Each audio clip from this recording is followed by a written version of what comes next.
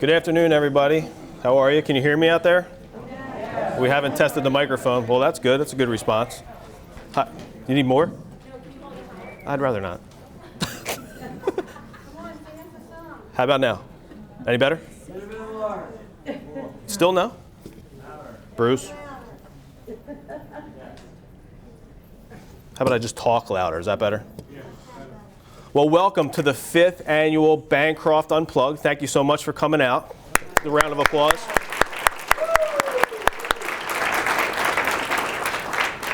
First and foremost, I know our lives are pretty chaotic these days, so thank you very much for setting aside a couple hours for us and coming out and supporting this amazing event. You're in for a treat tonight if you haven't been here before. You're going to hear some amazing stories from service recipients and family. So thank you again. Greatly appreciated. So I'd like to welcome up Fred DeYoung. He's going to support two things close to our heart, our country, and he's going to read the Bancroft mission statement for us. So if you'd welcome Fred.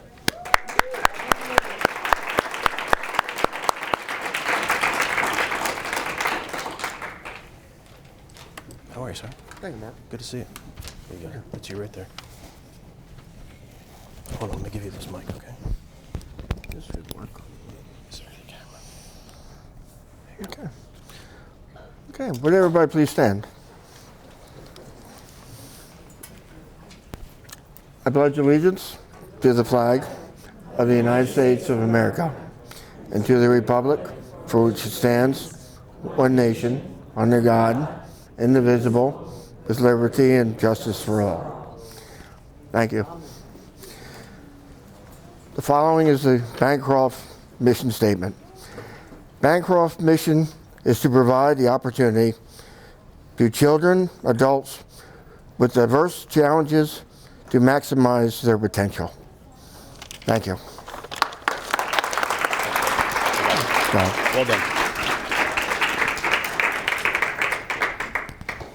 Thank you, Fred. Well done.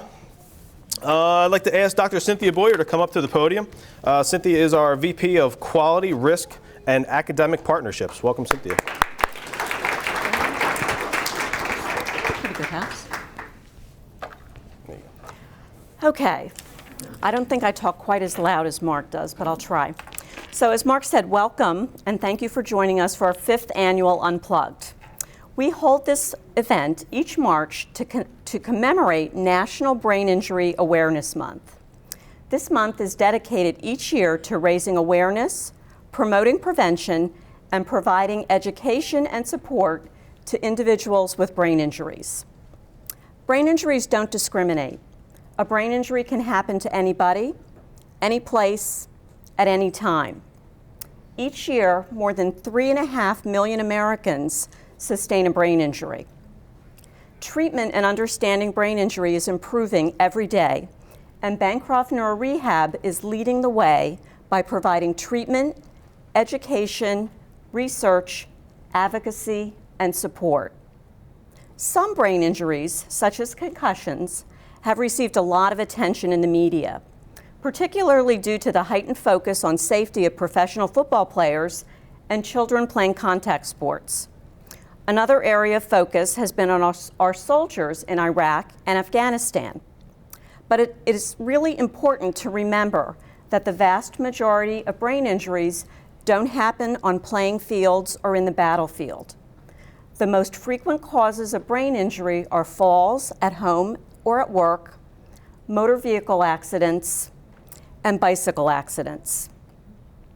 Sadly, the vast majority of these accidents could be prevented. Even in the military, most injuries don't take place on the battlefield. They take place during training exercises and off duty. As part of our focus on prevention, we all need to remember the importance of wearing helmets, using seat belts, employing safety precautions in our homes, and staying active as we age. Before we start this evening's program, I'd like to share with you a few more statistics. Brain injury is the leading cause of death and disability in children and adults ages 1 through 44. Falls have now surpassed motor vehicle accidents as the most prevalent cause of brain injuries, and they're particularly troublesome in young children and the elderly. Between 150,000 and 300,000 of our soldiers have sustained some sort of brain injury in Iraq and Afghanistan.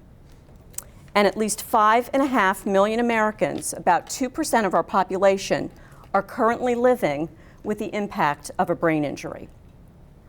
But as we all know, statistics only tell part of the story. Just as no two people are alike, no two people with brain injuries are alike. Thankfully, most brain injuries are minor and people recover quickly. But for those who have more severe or complicated brain injuries, sustaining a brain injury is the beginning of a complex, lifelong journey where, in an instant, everything is different. Since the brain controls everything we do, a brain injury can affect physical functioning, thinking, behavior, mood, and personality. At Bancroft Neurorehab, we are committed to reducing the incidence of brain injury and improving the lives of people who live with them. Tonight, you're going to hear some remarkable stories and see a wonderful video, and we hope that these stories will change how you think about brain injury and that you'll help us spread the word. Thank you. Well done. Thank you, Cynthia. Well done. I'd like to introduce Ms. Kathy Raynor, a service recipient that is currently living in one of our apartment programs in Voorhees, the club. There you go, supporter. A graduate of Lenape High School. And loves to hang out with family and friends, and I hear you like to rock out to live music at the coffee shop? Yeah. Is that true? Well, welcome and thank you.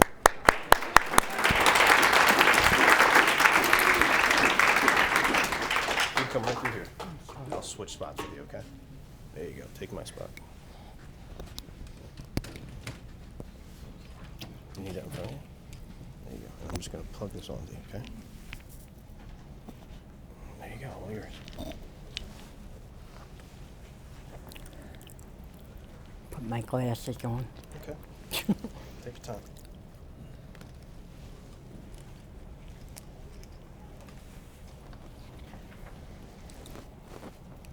You want to hold that? You want me to put it up here? Yeah. Can you see from there? Yep. Okay. Hello, my name is Kathy Raynor. Here is my story. My car accident happened in 1986. We wrapped around a telephone pole. 3 other friends were in the Mustang. They walked away from the accident without injuries. I was 20 years old and worked in Macmillan Book Company and had plans to go to school. I was in a coma for 6 weeks. After the 6 weeks, I went to McGee Rehab in Philadelphia. I was an inpatient for 3 months and a day patient for 2 years. When I woke up from my coma, I realized I was not the same as before my accident. After a brain injury, it's like being reborn again, or like being a child. You must relearn everything all over again. You have to learn how to eat, talk, and walk. My family had to help me remember my childhood through pictures. My family supported me by their visits and encouragement. They also took me home on weekends. I cried when I had to go back. After rehab at McGee, I went home to live with my mom and dad. When I was an outpatient, I volunteered in the store. After living with my parents, I moved in with my sister, Karen, and her husband. I lived in the mother-in-law suite. I had a huge kitchen and bedroom. I kept busy taking the senior citizen bus to the mall. Each night I had dinner with Karen and her family. One evening, she had the shopper's guide and said, "You need to put an ad in this paper tonight."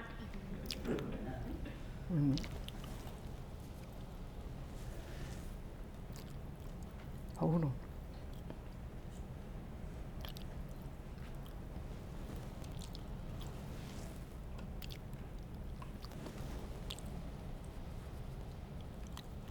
The ad said, "Slightly disabled, female, looking for a friend or maybe more."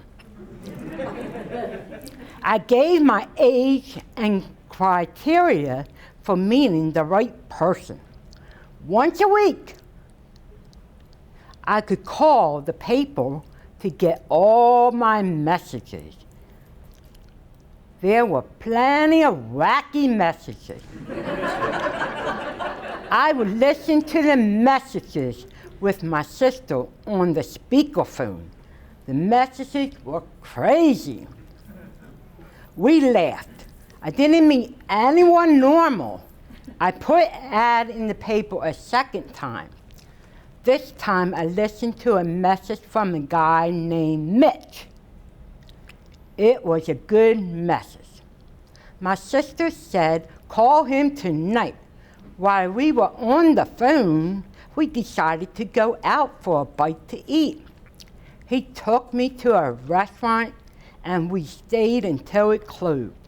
He said, "Call me when you get home." I talked with him all night on the phone. He was so kind and generous to me, I knew it was a match. And guess what? We dated for 2 years. Then Mitch popped the question and asked me to marry him. I said a big yes. While we dated, we used to go to a gazebo with a lake and ducks. He said we would get married there. So on June 1st, 2002, we got married at the gazebo with family and best friends. We celebrated with a honeymoon on a cruise to the Bahamas and the Western Caribbean. And I want to tell you young people that even if you have a brain injury, you may think you will not meet anybody. I want to let you know it is possible to meet someone who loves you for who you are. I met someone who loved me for who I am, and I loved him. We were married for 2.5 years. Mitch had been diagnosed with diabetes even before we were married. He was a large man, and the doctors had recommended the gastric bypass surgery because he had gained a lot of weight. He had the operation and was in the hospital for 1 week. After that, he was healthy enough to come home. He was home for 1 week, It was a week before my birthday. My aide and I were going to Walmart, and Mitch wanted to come too. I said, call your doctor to make sure you can go. The doctor said it was okay for him to come with us. Little did I know, he wanted to buy me a birthday card. When we got home, we talked all night.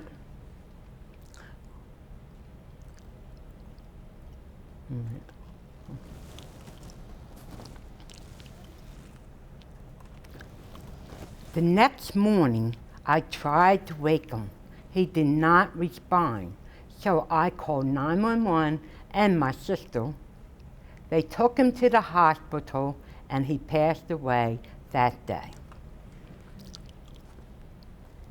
I moved in with my sister, Karen. Then she started to have heart problems. She wanted to find a place that I would be safe in case anything happened to her. I went to a facility to live and participated in their day program. It was no good. It was not a good match for me. I was no longer happy there, so we had to find a new place to live. A friend, Neil, said Bancroft is a good place. So I came and checked it out, and I liked it. I moved to the Bancroft group home and then Club A. I found good friends like Patrick Fitzgibbons and met a great guy named Rich Ellis.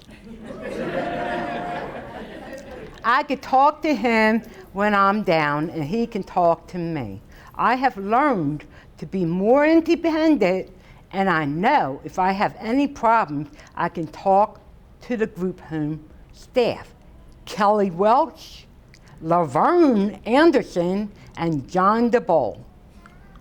I enjoy going to all the activities, especially the coffee shop. Yes. With live music.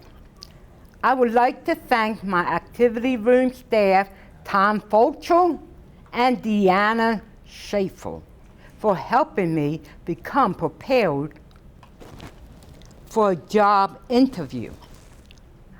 They will help me find a place that I can volunteer.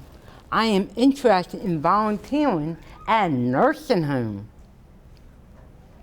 Tom and Deanna are so kind to me. Linda Paul, the speech therapist, and Sabrina Levan, the speech grad student, helped me with speaking clearly, improving my memory, and preparing this speech. They make me feel so much better about myself. My psychologist, Morgan Maruso, makes me feel better too. She helps me problem solve and teaches me how to deal with emotions. Lois Burke, my physical therapist, is a wonderful, caring person. She has helped me with walking. If I have any problems, I know I can talk to her. I want to also thank my family for always being there for me, especially my mom. I love you, Mom.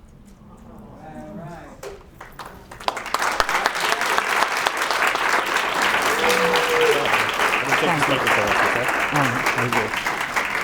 Well done, well done.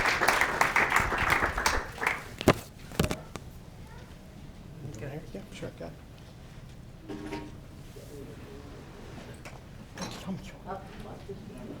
I'm breaking everything. No, you're fine. Watch the wires right there, okay? Good.